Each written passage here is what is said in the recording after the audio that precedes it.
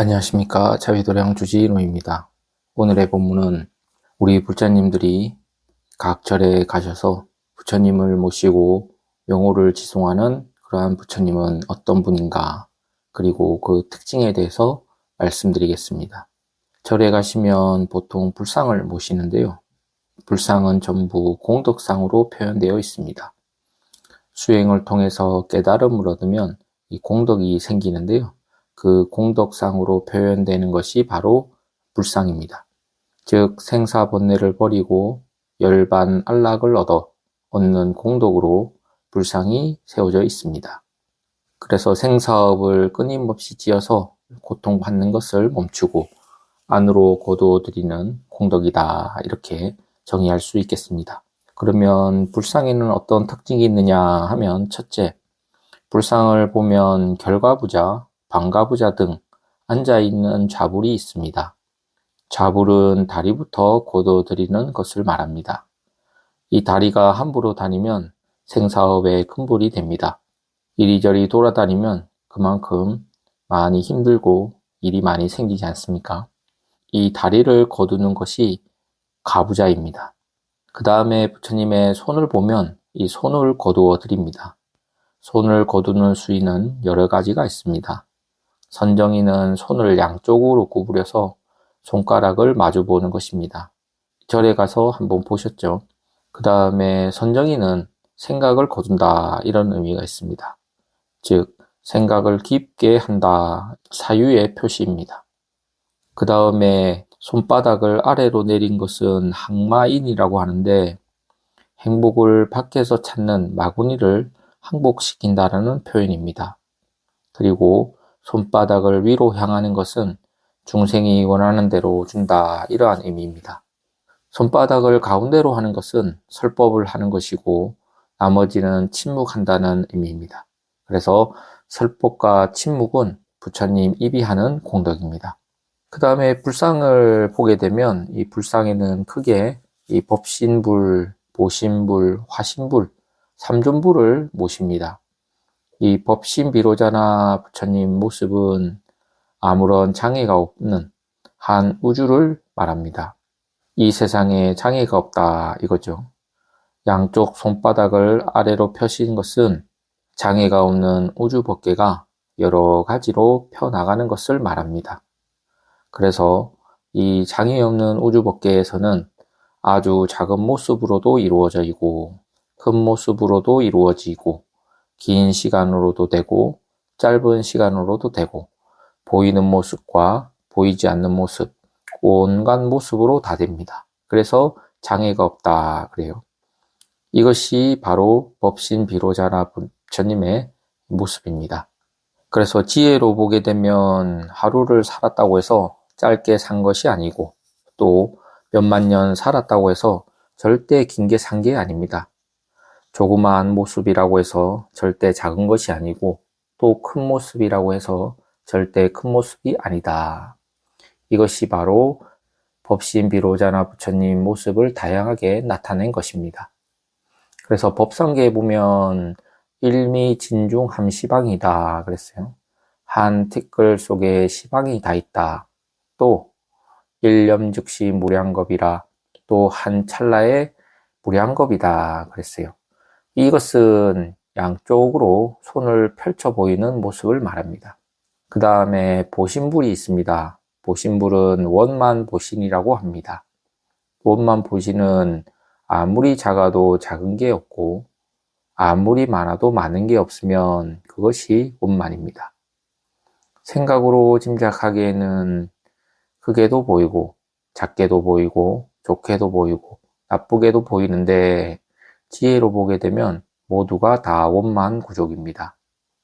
이 원만구족이라고 하는 것은 찰나를 살아도 짧게 산 것이 아니고 오래오래 살아도 오래 산 것이 아니고 모자라는 것도 없고 남는 것도 없는 것이 원만구족입니다. 그런데 남는다, 모자란다, 크다, 작다, 이러한 것은 전부 생각으로 분별한 것입니다. 부처님께서는 원만구족입니다. 부처님의 눈을 보게 되면 감는 듯 뜨고 또 뜬 듯 감고 있습니다. 이 의미는 이 보아도 보는데 매이지 않고 다 본다. 그것이 뜬 것입니다. 중생들은 보기 싫은 것은 안 보려고 하는데 부처님은 안 보시는 것이 없습니다. 그래서 뜬 것입니다. 그러면서 보는데 매이지 않아서 뜬 것처럼 보입니다. 그렇게 눈의 모습은 공덕의 눈이다. 그래요. 그리고 부처님의 특징 가운데 미간 백호상 이런 말 들어보셨죠? 이 백호상은 모든 사물을 비춰보는 반야를 표현한 것입니다. 반야는 왼쪽도 아니고 오른쪽도 아닌 한가운데 정한 바른 눈입니다.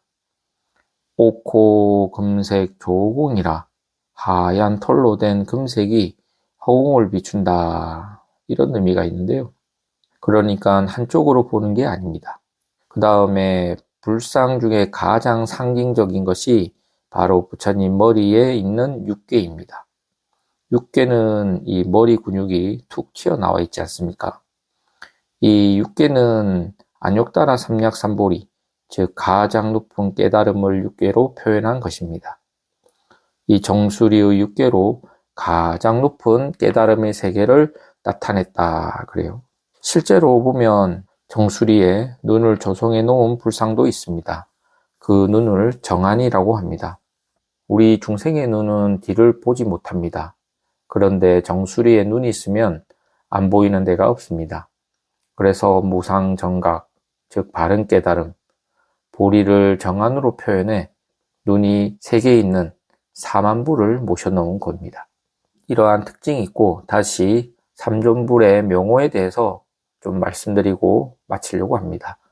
비로자나불이라고 하는 명호는 어둠이 없다라는 의미입니다. 부처님의 세계는 밝음과 어둠이 없습니다. 그리고 노사나불은 원만을 나타냅니다. 원만이라고 하는 것은 남는 것도 없고 모자라는 것도 없음을 뜻합니다. 우리가 숨을 쉴 때처럼 공기가 남거나 모자라지 않습니다. 숨을 쉬면 남지도 않고 모자라지 않는 것이 바로 인생 삶이다 그래요. 우리 삶도 이 숨 쉬는 것처럼 어떤 것을 준비해서 사는 게 아니고 그냥 살면 그게 인생이다. 즉 모자라지 않고 남지도 않는 것이 바로 원만보신 노사나불입니다.